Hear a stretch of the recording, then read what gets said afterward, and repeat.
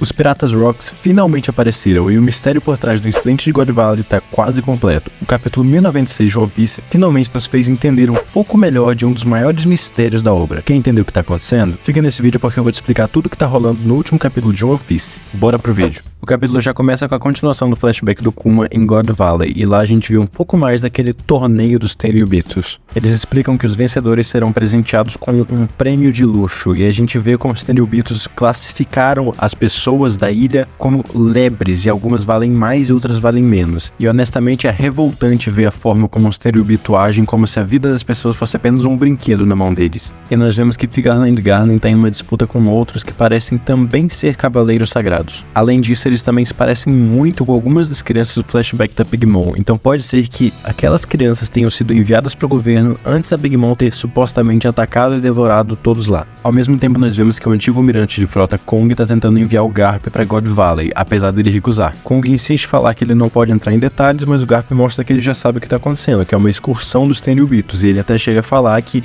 eles não podem cutucar Hachinozu, não podem provocar eles e que isso já foi demais. E aqui acontece uma fala muito interessante, porque o Garp fala que aquilo é considerado o tesouro da Ilha dos Piratas, e é claro que eles voltariam para buscá-lo. Só que o mangá não deixa claro o que aquilo seria. Por que os Piratas Rocks fizeram questão de vir buscar de volta algo?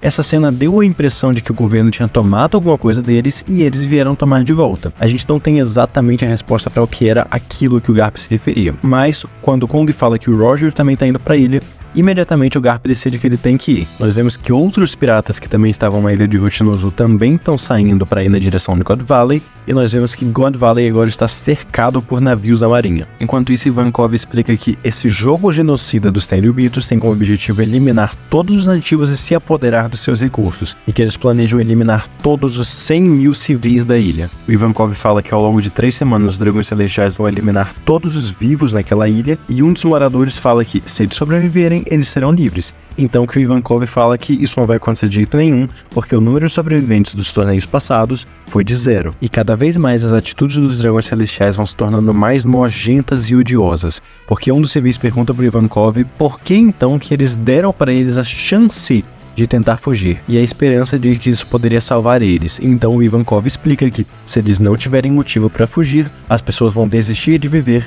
e não seria divertido caçar alguém que não está tentando fugir. E então ele fala que eles têm que parar de pensar em formas de sobreviver a esse jogo e começar a pensar em formas de fugir. A Guine explica mais o plano e fala que os prêmios do torneio vão ser a chave da fuga deles. Explica que um dos prêmios é uma Akuma no Mi mitológica que transforma você em um dragão azul, que é a fruta que vai vir a ser do Kaido, e a outra é a fruta da pata, que te dá a habilidade de mandar os outros ou a si mesmo voando para ilhas distantes, que é a fruta que o Kuma vai receber. E o Ivankov explica que o plano é dar um jeito de algum deles comer uma dessas duas frutas para desse jeito eles conseguirem fugir da ilha e atravessar o cerco da marinha. Um dos civis fala que isso é impossível porque os prêmios estão bem no centro da ilha, mas a Guine explica que ela é profissional em furto, grampo e comunicações, e ela já transmitiu as informações de tudo que está acontecendo em God Valley para o mundo externo 2 semanas atrás, que alguém já deve ter recebido e que logo vai rolar um caos lá. E eles só precisam de uma isca para conseguir chegar até os prêmios. E então o Kuma se oferece para ser essa isca, falando que como ele é maior e mais forte que a maior parte das pessoas, ele tem mais chance de sobreviver e não quer ver ninguém mais sendo morto. Então nós vamos mostrar um dos pontos altos desse capítulo, onde tá tendo uma batalha no oceano e a gente vê que os Piratas Rocks estão chegando em God Valley. Um dos marinheiros até comenta que eles nem sabem qual é o objetivo dos Rocks, e é interessante porque a gente também não sabe ao certo. Afinal, alguns deles queriam os Akuma no Mis, que seriam prêmios do torneio, mas o próprio Garp fala que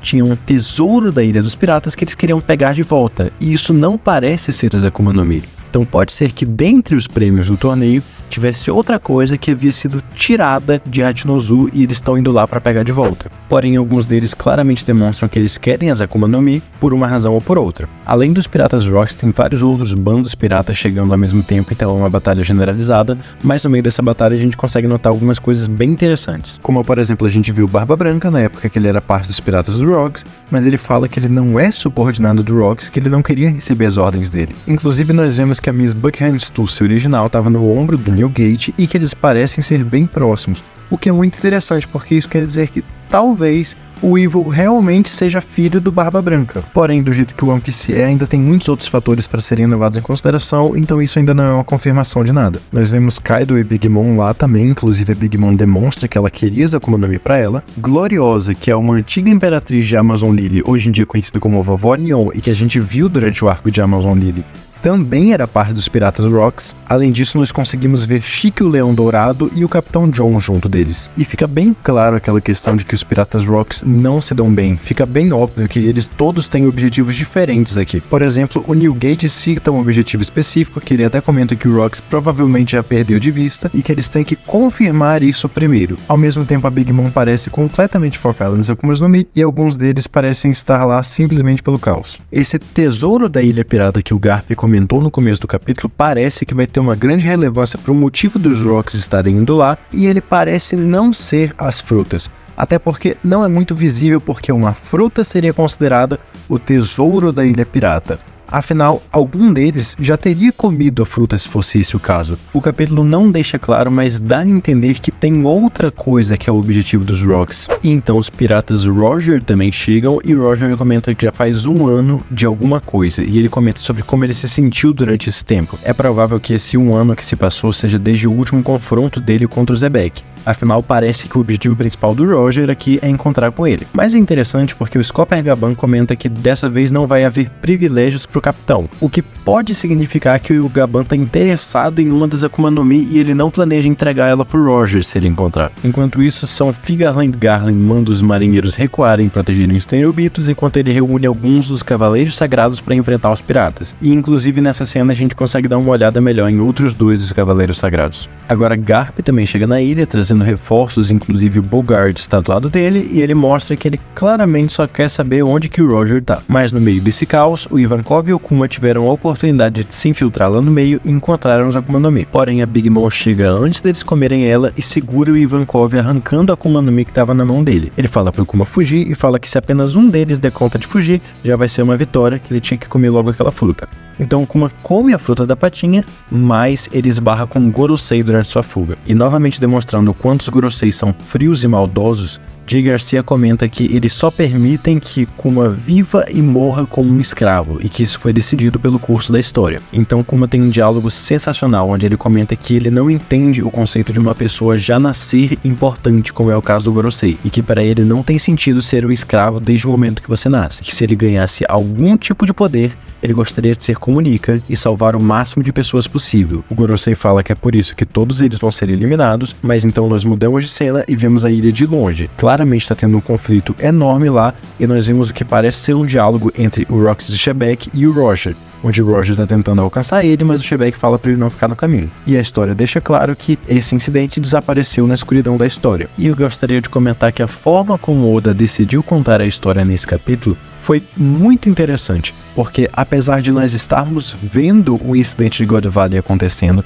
nós estarmos vendo os personagens que estão lá e vendo como as coisas estavam acontecendo, nós ainda não sabemos o que aconteceu e nem exatamente o porquê. Nesse capítulo, o Oda decidiu contar a história de uma forma onde propositalmente ele esconde os fatores-chave. Nenhum dos personagens fala abertamente qual é o objetivo deles ali, e nós não sabemos como aquilo teve conclusão, além de alguns pontos que ficaram soltos, por exemplo, esse chamado Tesouro da Ilha dos Piratas, que não fica claro o que é. Ou seja, nós vimos o incidente, mas nós não vimos por que ele foi um incidente tão grande, não vimos por que ele exatamente teve início, além do fato da Guiné ter liberado as informações sobre esse torneio dos Tenryubito para o mundo exterior, só que isso não explica esse outro objetivo que os Rocks tinham e não explica por que o Roger estava atrás do Rocks. Foi uma jogada muito boa do autor, onde ele mostra a história acontecendo pra gente, mas não em detalhes, então mesmo assim nós não entendemos completamente o que aconteceu. Então a cena muda e nós estamos no reino de Sorbert, onde o Kuma nasceu. E nós até vemos o Ivankov comentando